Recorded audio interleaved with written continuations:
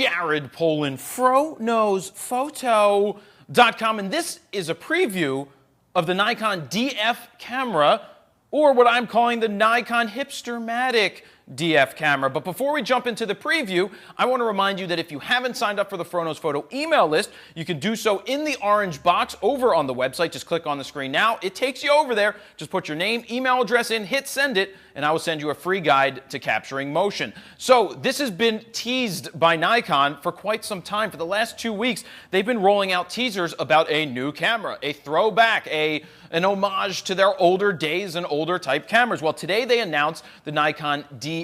As you can see, it's a not a rangefinder. It's not a mirrorless camera. It's a throwback to something like an FM2. You can see the shape, the design, and I got to hold on to this camera. Unlike some of the rumor sites out there, or all of the rumor sites, anybody speculating on it, they didn't get to hold it. I've got to play with this, shoot it, sniff it, touch it, push its buttons, and feel it up, and put my fingers all over it and in it, because that's what I wanted to do. I got to hold it, and what I expected from it, before we talk about the specs, is it to be heavier. It has that silver look, it has that black look, but I wanted it to feel like that old steel and metal camera that I had in my hands back in the day. Actually, I never owned a camera that had all dedicated manual buttons until now, but I didn't learn on that. That's not how I did. But Nikon was quick to remind me that it does have a magnesium alloy body, so we'll see what happens there. So let's go down the specs. This is not a mirrorless camera. This is an SLR. It has the pentaprism up top in the nice shape viewfinder. It's 100% viewfinder. The key here is it's a Nikon D4 sensor inside of a smaller body.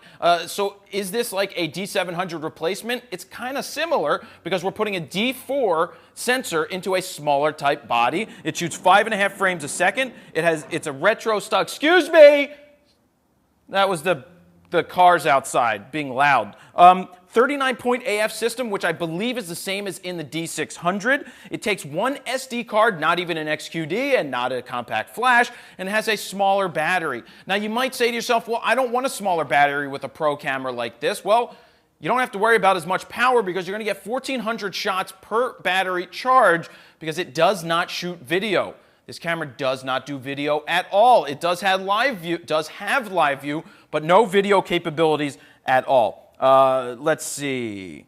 It has a cable release, just like the old days, like a plunger style, so those are $2. You can pick those up. It has a dedicated, all the dedicated dials are up top. You have your shutter speed dials. You can change from single point, continuous high, single, low, all of those type of things on the top and the outside of the camera. It doesn't mean that you can't control the manual, your shutter speed and your aperture. You can still do that with dedicated buttons and make those changes. You just don't have to turn those dials up top. So some people want a throwback camera, and they can make all these changes, but my question is, should we be going backwards or should we be going forward? Who is this camera for? We'll get to that in a minute. It has a 3.2-inch screen. Maybe they should have done away with the screen, and because people want a throwback, a retro style, maybe they should have just gotten rid of it and pretend you know what you're doing and not get to see the pictures till you take them home. Or they could have built in a Wi-Fi adapter and just previewed on your camera on your iPhone or something. That could have been interesting. But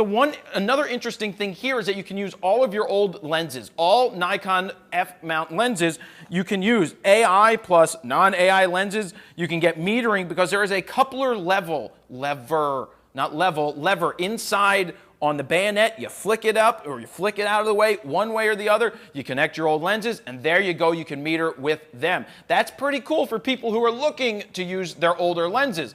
I don't own any older lenses, so that wouldn't be for me. What else do we have here? We talked about how it feels. I wanted it to be heavier. Is it a good backup? Did I say 5.5 frames a second? I think I did. Is this a good backup to have in your bag?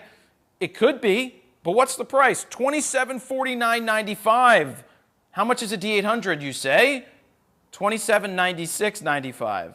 So for a couple bucks more, you can have a D800 that does video. It's 36 megapixels. Or you get this throwback hipstermatic style camera that doesn't do video. Now, I prefer the D4 sensor over the D800 sensor, just for the speed, for the quality, for the low light capability, because what you can get with the D4, you can get with this in terms of ISO 100 to 12,000 or whatever, what they say, 120,000. I don't know which one it is, but it's a lot of ISO that you can get from your D4. You can also get with this throwback DF camera. Are you going to get one?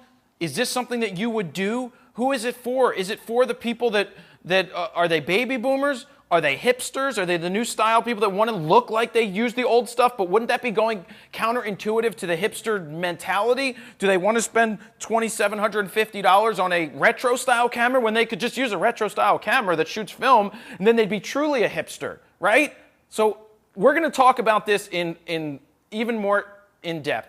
I can't say that. We will talk about this in depth on the next Raw Talk, which is episode number 60. Steven and I both got to use this camera when we were in New York City. So we will go into more detail, figure out what we think about it. And that's really it, guys.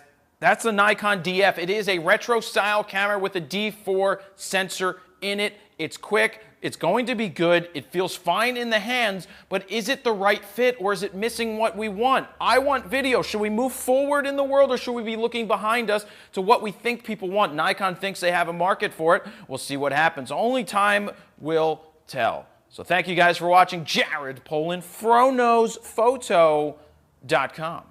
See ya.